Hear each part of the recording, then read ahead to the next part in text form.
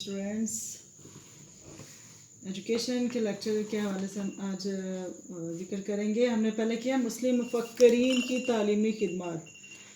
इसके हवाले से हम पढ़ रहे थे इब्न खल्दून के बारे में, और इनकी हमने हालात ज़िंदगी किया, तालीमी तसव्वुरात किया, और फिर मकाज़ तालीम को डिस्कस कर रहे थे कि इब्न खल्दून के नज़दीक तालीम इंसान की तबई ज़रूरत है। फिर इंसान की तबई ज़रूरत के साथ साथ तालीम मार्फत इलाही के हसूल का ज़रिया भी है। जिस तरह से खुराक, लिबास, रिहाइश इंसान की ज़रूरत है, इस तरह से तालीम भी इंसान की फितरी ज़रूरत है, यानी इसके बगैर इंसान नहीं रह सकता। इसके बाद आज हम देखेंगे गौर फ़िक्र। ये इंसान के एक मकाज़ तालीम में से ख़ास क्वालिटी है, खसूसियत है। इंसान की नुमाया खसूसियात गौर व फ़िक्र है। गौर व फ़िक्र इंसान को हैवान से बुलंद मर्तबा अता करती है। इसी क़ुव्वत की बदौलत इंसान चाँद तक इंसान ने रसाई हासिल की है। इंसानी तहज़ीब व सकाफ़त के हवाले से अगर हम देखें तो गुनागूं पहलुओं को नफीस और ख़ूबसूरत तालीम के ज़रिए से ही इंसान ने बनाया है। तालीम के अव्वलीन मकसद गौर व फ़िक्र को काम में लाकर इंसान को हक़ाइक़ से वाक़फ़ियत दिलाना है, हकीकत की पहचान करवाना है। उसी ज़रिए से हम बेहतर से बेहतर ज़िंदगी गुजार सकते हैं। पैगम्बरों की वसातत से जो अहकामात हम तक पहुँचे हैं, उन पर ईमान लाना भी मार्फत की पहली सीढ़ी है।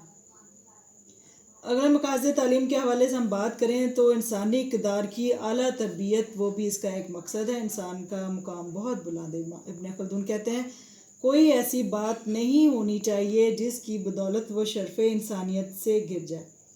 इंसान इखलाकी गिरावट का शिकार होता है। आप अगर सज़ा को नफसियाती तौर पर देने के हक़ में हैं, मतलब ये कि सज़ा के खौफ की वजह से बच्चे झूठ बोलना शुरू कर देते हैं, ज़िद्दीपन उनमें आ जाता है, या गौर व फ़िक्र के हवाले से उनकी सलाहियत ख़त्म हो जाती है, और सज़ा से बचने के लिए वो बहाना साजी करते हैं, या झूठ और फ़रेब या मकर व फ़रेब के हवाले से जैसी समाजी बुराइयाँ उनमें पैदा हो जाती हैं। इसलिए तालीम ऐसी होनी चाहिए जो बच्चे में क़ुव्वत इरादी पैदा करे, शुजाअत हो उसमें, गैरत और ख़ुद एतमादी जैसे औसाफ पैदा हों, वरना तालीम का कोई फ़ायदा नहीं है।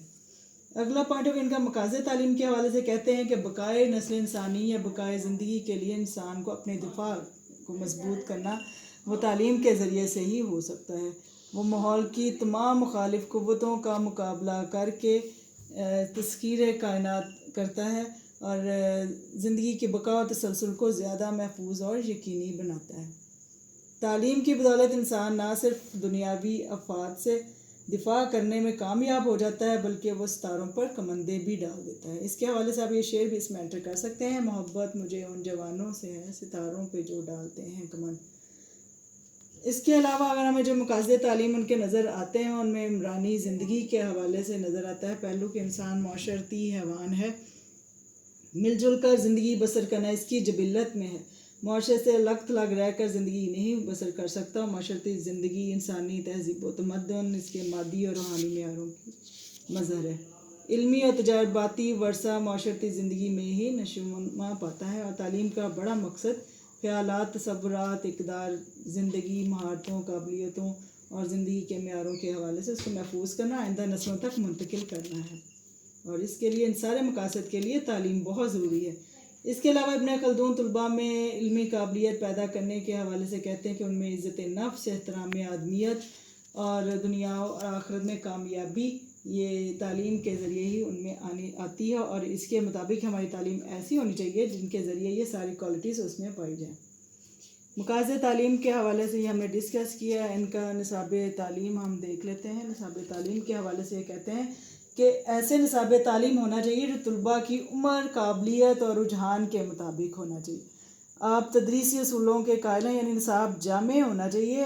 तालीम के हवाले से कहते हैं कि तालीम का आगाज़ मादरी ज़ुबान से करना चाहिए, क्योंकि अजनबी ज़ुबान में अगर तालीम दी जाएगी तो वो बहुत सुस्त होती है, और वो निस्फ़ तालीम देने के बराबर है। और बच्चों को रियाजी की तालीम पहले दी जानी चाहिए। आम तौर पे हम लोग ये समझते हैं कुरान पाक की तालीम पहले देनी चाहिए, लेकिन इब्न खल्दून ये कहते हैं कि बच्चों को हिसाब की तालीम दी जाए। बच्चों को क़ुव्वत फ़िक्र और क़ुव्वत इस्तदलाल क्योंकि रियाजी के ज़रिए से ज़्यादा बढ़ती है, इसलिए वो मैथ्स की तालीम के हवाले के ज़्यादा कायल हैं। और रियाजी की तालीम देना उनके नज़दीक ऐसे ही है जैसे साबुन जो है वो गंदे कपड़े को साफ़ कर देता है।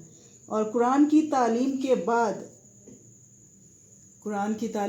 बाद में दी जाए, यानी मादरी ज़ुबान से आगाज़ किया जाए مادری زبان سے آغاز کرنے کے بعد ریاضی کی تعلیم دی جائے اور ریاضی کی تعلیم پھر قرآن کی تعلیم بعد میں دی جائے. ان کے نزدیک اس لیے کہ کیونکہ یہ فصاحت و بلاغت ہے اس میں نا قرآن پاک کی تعلیم جو ہے، اور بچے نہ پختہ عمر کے ہوتے ہیں، وہ سمجھ نہیں پائیں گے.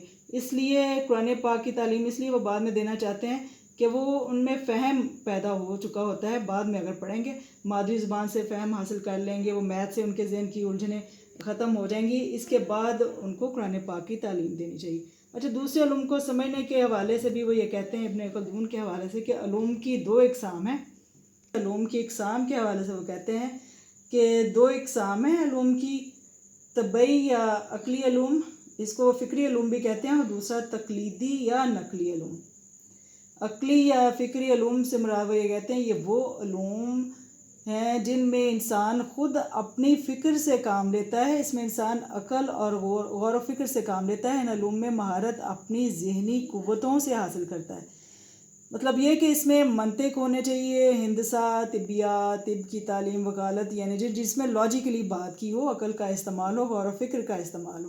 ابن خلدون کہتے ہیں کہ ہر قوم کو دونوں قسم کے علوم حاصل کرنے چاہیے، ان میں مہارت حاصل کرنی چاہیے. دوسری قسم کا جو وہ علم بیان کرتے ہیں وہ تقلیدی یا نقلی علم ہے، یعنی یہ وہ علوم جو کسی وسیلے سے انسان تک پہنچتے ہیں، انسان اپنی عقلی رسائی سے ان تک نہیں پہنچ سکتا.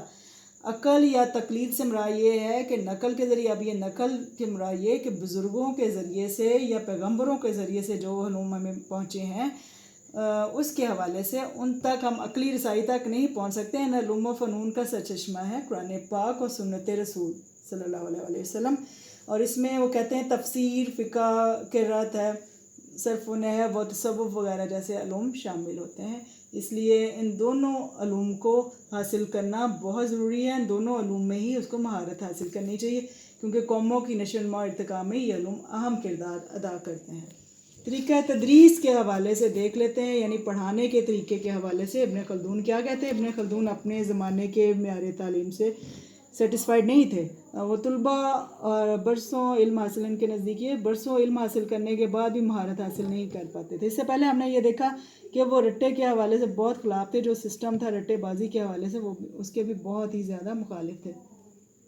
اس لیے وہ کہتے ہیں کہ ایسے طریقے اختیار کرنے چاہیے جن کی بدولت طلباء میں لگن ہو، تڑپ ہو، جذبہ ہو، علم حاصل کرنے کی تحریک پیدا ہو. مشکل طریقہ تدریس اختیار نہیں کرنا چاہیے، نفسیاتی طریقے اپنائے جانے چاہیے. مثلا یہ کہ معلوم سے نامعلوم کی طرف جایا جائے، یعنی گرد و پیش کے حوالے سے جو چیزیں ہیں ان کی مثال بنا کر پیش کرنی چاہیے. جب تک ہم اس اصول کو نہیں اپنائیں گے ہماری تدریس غیر مؤثر ہوگی. بچے حصی یا مقرون چیزوں کا فہم جلدی حاصل کر لیتے ہیں. پھر وہ کہتے ہیں آسان سے مشکل کی طرف جانا چاہیے. پہلے بچوں کو آسان باتیں بتائی جائیں، پھر آہستہ آہستہ مشکل کی طرف لے کے جایا جائے.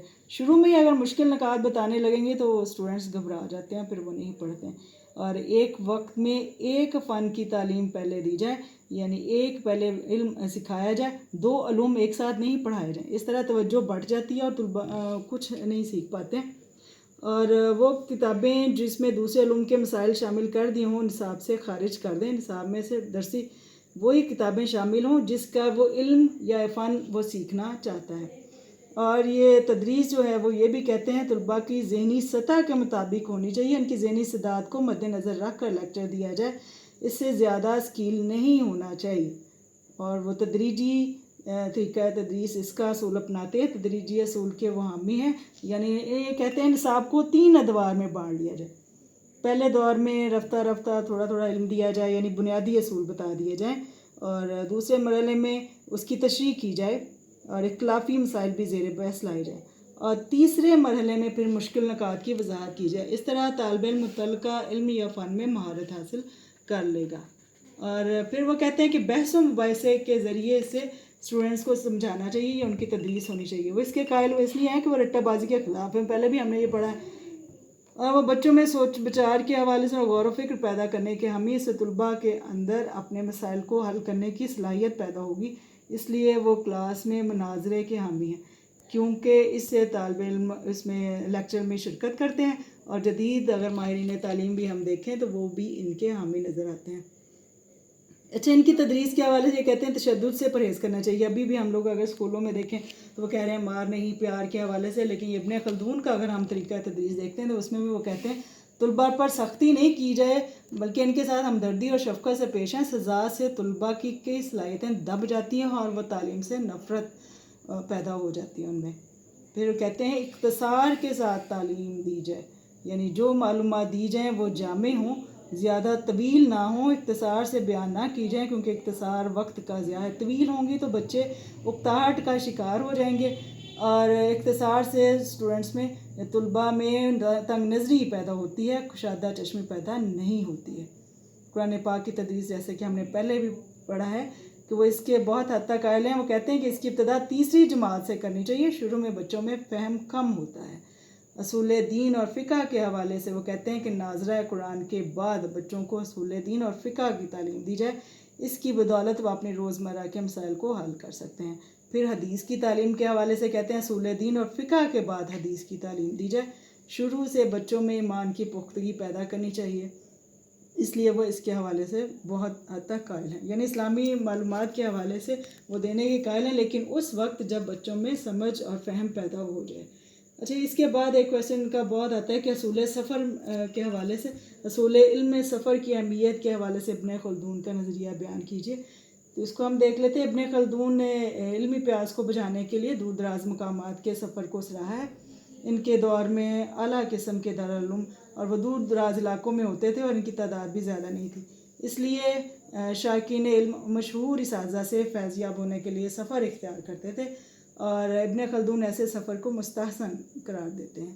یعنی راستے کی تکالیف اور اعضاء و اقربا کی دوری، بھوک اور پیاس، یہ سب کو برداشت کرنی پڑتی ہے. اور کتابوں سے علم تو لے لیتا ہے لیکن وہ علم نہیں ملتا جو انسانی شخصیت میں رچ بس جائے. یعنی اس نے انسانیت سے مزین علم جو حاصل ہوتا ہے وہ صحبت علم اساتذہ کے پاکیزہ اور مخصوص سلجھے ہوئے ماحول سے ہی حاصل ہو سکتا ہے، اور وہ زیادہ دیر پا ہوتا ہے. اس لیے وہ کہتے ہیں کہ علم کی خاطر سفر کی اہمیت کو وہ مانتے ہیں اور اسے انکار نہیں کرتے. اور جو شخص بیرون ملک تعلیم حاصل کرنے جاتا ہے، محنت کرتا ہے، علم کی قدر کرتا ہے، تعلیم مطالعے سے اس کے اندر انسانی کے اندر وسعت پیدا ہوتی ہے، جس سے اس کی اہمیت، سفر کی اہمیت واضح ہو جاتی ہے. استاد اور شاگرد کے تعلقات کے حوالے سے اب یہ دیکھ لیتے ہیں ہم. اس میں وہ سزا کے ہم نے پہلے ہی پڑھا کہ دینے کے خلاف ہے. سزا بچوں کو نہیں دینی چاہیے، اور اس سلسلے میں انہوں نے اپنی کتاب المقدمہ میں بھی ایک چیپٹر اسی موضوع پر لکھا ہے کہ بچوں پر سختی نہیں کرنی چاہیے، وہ شرف انسانیت سے گر جاتے ہیں. بچے جھوٹ، مکر و فریب اور ہیلے بازی سے کام لیتے ہیں. بچوں میں ہمدردانہ رویہ پیدا ہونا چاہیے. اس کے لیے محبت کا سلوک ہو اور اپنے خیالات بیان کرنے کی ان میں آزادی ہونی چاہیے. جبر و تشدد سے ان کو تعلیم نہیں دینی چاہیے، اسے پرہیز کرنا چاہیے کیونکہ یہ ان کی متوازن نشو و نما میں رکاوٹ بنتی ہے. سزا کے حوالے سے ان کی شخصیت پر منفی اثرات پیدا ہوتے ہیں، اور تعلیم ہر بچے کا پیدائشی حق ہے. اس لیے ابن خلدون کے نزدیک تعلیمی نظام میں بچے کو مرکزی اہمیت حاصل ہونی چاہیے، اور اس سلسلے میں وہ نفسیاتی تقاضوں کے مطابق تعلیم دینے کے سب سے بڑے حامی ہیں. اس کے بعد ہمارا ابن سینا کے حوالے سے ٹاپک شروع ہوگا. اب تک کے لیے اتنا ہے.